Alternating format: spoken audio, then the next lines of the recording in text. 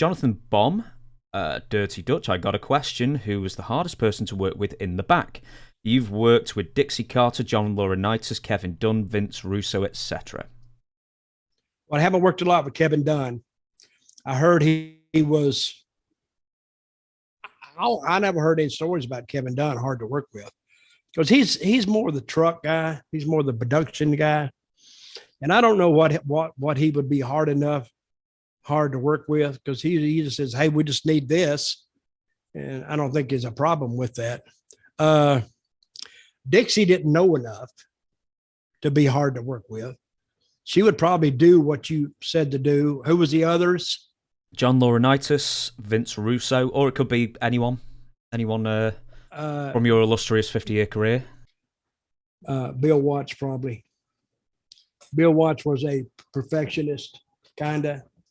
And I've seen him pitch bitches he was a Christian guy.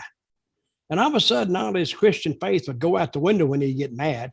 It was GD this and GD that and F this and that. And he could pitch a hell of a bitch now. On the scale of 1 to 10, he'd go a 9, But if you did it right, he was the first one to praise you. I never had a lot of trouble with guys not cooperating really, but there was a lot of guys who I heard the Ultimate Warrior was bad. Sting was a little difficult.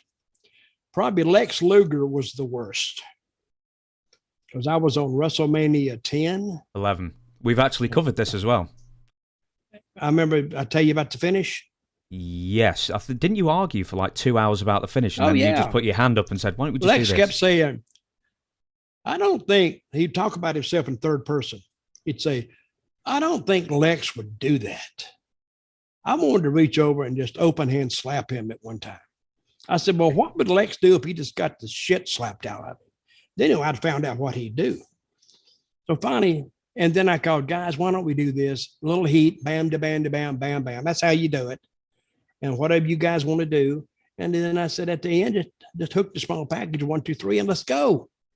And Lex says, hey, that sounds good. That sounds good. Hell, we could have done that 2.5 hours earlier, but they wanted to get this in and get this in.